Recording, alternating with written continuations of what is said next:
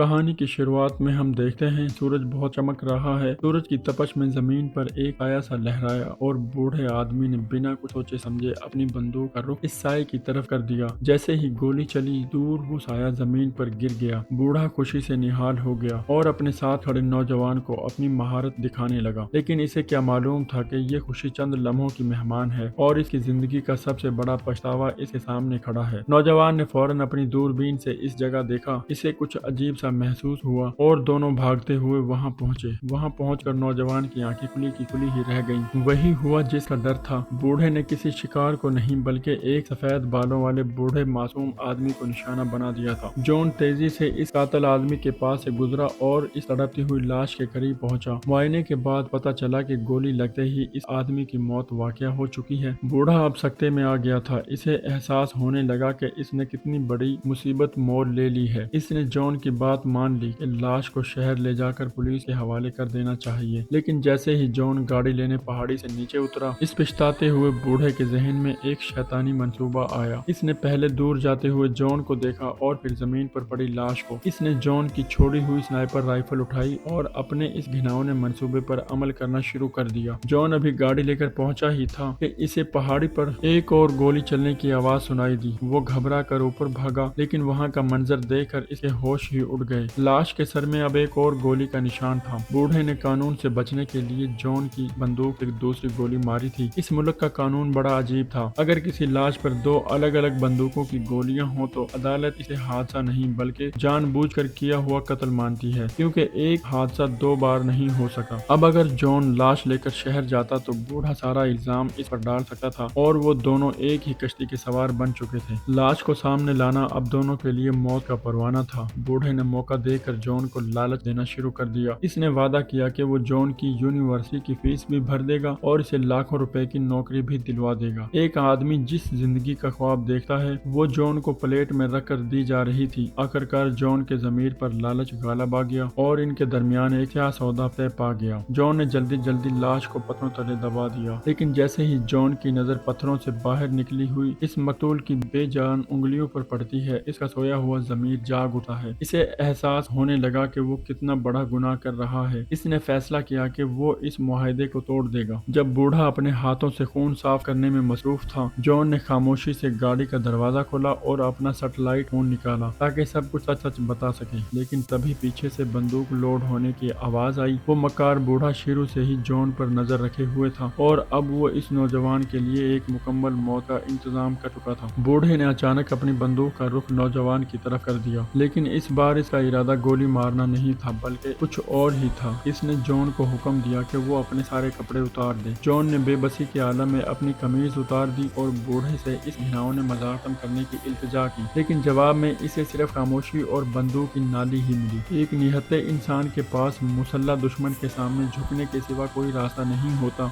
जब जॉन के जिस्म पर सिर्फ एक अंडरवेयर ही रह गया तो बूढ़े ने इसे रुकने का इशारा किया और सामने फैले हुए लामुतनाही मैदान की तरफ उंगली उठाकर इसे वहां दौड़ने का हुक्म दिया। तपते हुए सूरज की वजह से बाहर का दर्जा हरारत 40 डिग्री से तजावज कर चुका था और जॉन जानता था कि इस तपती रेत पर नंगे बदन चलने का मतलब सिर्फ और सिर्फ दर्दनाक मौत है। मौत को सामने देखकर जॉन ने मुजाहमत करनी चाहिए, मगर बूढ़ा पहले ही चौकसा। इसने भांप लिया कि अगर इसने हुक्म न माना तो गोली अभी इसका काम तमाम कर देगी। लिहाजा इसने तपती हुई जमीन पर नंगे पांव चलना शुरू कर दिया। बूढ़े के चेहरे पर एक मक्काराना मुस्कुराहट थी। वो खुद कातिल नहीं बनना चाहता था बल्कि चाहता था इस सहरा की तपश जॉन का काम तमाम कर दे और वो कानून की गिरफ्त से बच जाए। बूढ़ा समझ रहा था कि जॉन बेमकसद भटक रहा है, लेकिन जॉन के जहन में एक नक्शा था। इसे एक लकड़ी का खंबा नजर आया जिस पर 277 लिखा हुआ था। अपनी जान खतरे में डालकर इसने बूढ़े के बताए हुए रास्ते को छोड़ा और इस निशान की तरफ भागा। इसकी हिम्मत और रफ्तार देखकर बूढ़ा हैरान रह गया कि एक अदमुआ शख्स अचानक इतनी तवानाई कहां से ले आया। वो किसी देवता की तरह वहीं खड़ा तमाशा देखता रहा, मगर जैसे ही जॉन ने एक गहरे गड्ढे में छलांग लगाई और नजरों से ओझल हो गया, बूढ़े के हाथ पांव फूल गए। इसे एहसास हुआ कि अगर ये शिकार हाथ से निकल गया तो इसे 20 साल जेल में सड़ना पड़ेगा। दूसरी तरफ जॉन जानता था कि वो ताकत से बूढ़े का मुकाबला नहीं कर सकता। इसका वाहिद हथियार इस इलाके की जगराफियाई मालूमात थी। याददाश्त के सहारे जॉन ने इस गहरे गड्ढे में एक इंतहाई खुफिया गार का रास्ता ढूंढ निकाला। इसने जल्दी में गार के दहाने पर पत्थर हटाए اور اندر گھس گیا۔ اوپر سے اسے بوڑھے کی پرتعیش گاڑی کے انجن کی آواز بھی سنائی دے رہی تھی جو بڑی تیزی سے اس کی طرف آ رہی تھی۔ وقت ریت کی طرح ہاتھوں سے پھسل رہا تھا۔ جان نے پوری طاقت لگا کر گار کے دروازے کو سہارا دینے والی لکڑی کو گرا دیا تاکہ راستہ بند ہو جائے، لیکن شاید وہ ایک لمحہ لیٹ ہو گیا تھا۔ گار کے باہر اڑتی ہوئی دھول نے بوڑھے کو اپنی طرف متوجہ کر لیا۔ وہ بیوقوف نہیں تھا، وہ سمجھ گیا کہ جان اسی ملبے کے نیچے چھپا ہوا ہے۔ وہ کافی دیر تک وہاں انتظار کرتا رہا، مگر جب کوئی باہر نہ نکلا تو اسے شک ہوا کہ اتنی چھوٹی جگہ میں آکسیجن ختم ہو جانی چاہیے تھی جب تک اس غار کا کوئی دوسرا راستہ نہ ہو۔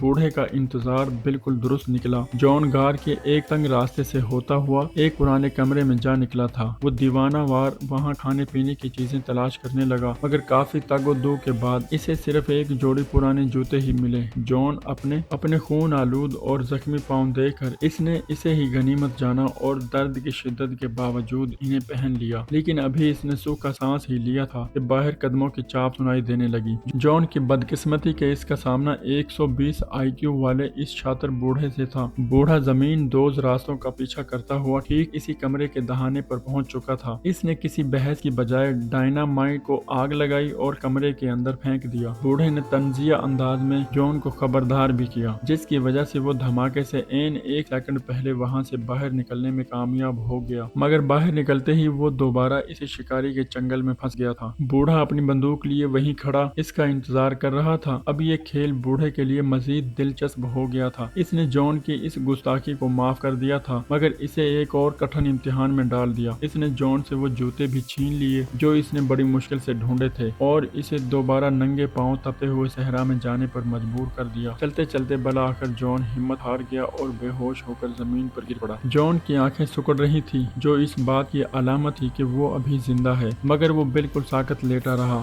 بوڑھے نے اسے ہلا کر دیکھا، لیکن جان نے قدرتی قوانین کے خلاف جاتے ہوئے مردہ بننے کی ایسی اداکاری کی کہ بوڑھا بھی دھوکہ کھا کر رہ گیا۔ بوڑھا وہاں سے مڑا، مگر شک دور کرنے کے لیے اس نے ایک اور گولی چلائی۔ جب جان پھر بھی نہ ہلا تو بوڑھے کو یقین ہو گیا کہ تپتی دھوپ نے اپنا کام تمام کر دیا ہے۔ وہ اپنی لگژری گاڑی میں سوار ہو کر وہاں سے روانہ ہو گیا۔ گاڑی کے انجن کی آواز دور ہوتی گئی، مگر جان ابھی بھی نہیں اٹھا۔ وہ جانتا تھا کہ یہ مکار بوڑھا واپس بھی آ سکتا ہے۔ دوسری طرف بوڑھا فون پر اپنے دوست کو اپنی اس کامیابی کے قصے سنا رہا تھا کہ اس نے ایک اور شکار کو ٹھکانے لگا دیا ہے، لیکن اسی دوران ایک چھوٹی سی حرکت نے اس کا سارا غرور خاک میں ملا دیا۔ بوڑھے نے دوربین سے دیکھا تو اس کے غصے کی انتہا ہی نہ رہی۔ اس نے اپنی ذہانت کو بہت زیادہ اور جان کی برداشت کو بہت کم سمجھا تھا۔ جان اس تپتی زمین پر جہاں انڈا بھی ابل جائے کئی منٹ تک مردہ بن کر لیٹا رہا۔ اب بوڑھے نے تمام حدیں پار کر دی اور اپنی سنائپر رائفل تان لی تاکہ اس بار کھیل کو ہمیشہ کے لیے ختم کر سکے۔ بوڑھے نے غصے میں آ کر کئی گولیاں چلائیں، لیکن فاصلہ زیادہ ہونے کی وجہ سے ایک بھی نشانہ جان کو نہ لگ سکا۔ بوڑھا جانتا تھا کہ اگر یہ لڑکا بچ نکلا تو اس کے لیے بڑی مصیبت کھڑی کر دے گا۔ دوسری طرف جان کے پاس بچاؤ کا کوئی بھی راستہ نہیں تھا۔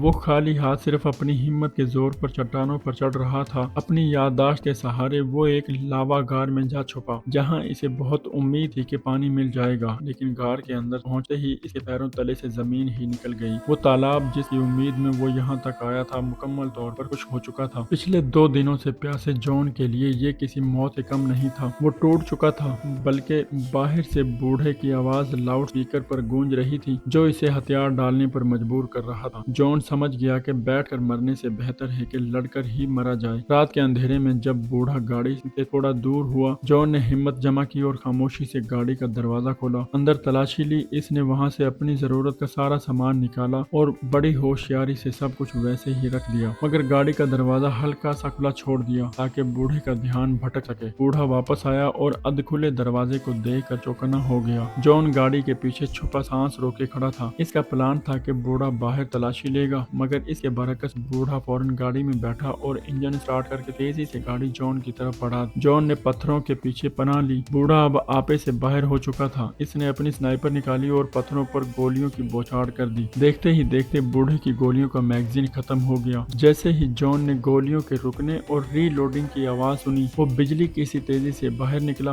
بوڑھے کی آنکھوں میں پہلی بار خوف نظر آیا۔ جان نے جوابی کارروائی کی اور ایک زوردار وار سے بوڑھے کو بے ہوش کر دیا۔ اس نے بوڑھے کو رسیوں سے جکڑ دیا اور سیدھا پولیس اسٹیشن لے گیا تاکہ اسے 20 سال کی سزا دلوا سکے۔ لیکن کہانی میں ابھی ایک اور تلخ موڑ बाकी था। जॉन ये भूल गया था कि इसका मुकाबला एक ऐसे शख्स से है जिसके पास दौलत की कोई कमी नहीं थी। वो बूढ़ा शहर का सबसे बड़ा टैक्स देने वाला बिजनेसमैन था। पुलिस स्टेशन में चंद घंटे गुजारने के बाद वो कानून का मजाक उड़ाता हुआ अपने साथी हेलीकॉप्टर में बैठकर वहां से रवाना हो गया। जॉन बेबसी से इसे जाता हुआ देखता रहा। इसे एहसास हुआ कि कुछ लोग कानून की गिरफ्त से बहुत ऊपर होते हैं, मगर ये दुश्मनी अभी खत्म नहीं हुई थी। वो मगरूर बूढ़ा एक आम से लड़के के हाथों अपनी हार बर्दाश्त न कर सका और इंतकाम की आग में जलते हुए इसी रात 12 बजे वो खामोशी से जॉन के घर में दाखिल हुआ ताकि इसे हमेशा के लिए खामोश कर दे। लेकिन इसे क्या मालूम था कि जॉन इसकी फितरत से वाकिफ था। वो अंधेरे में बंदूक लिए बैठा इसका इंतजार कर रहा था। कहानी खत्म शुदा। अल्लाह हाफिज।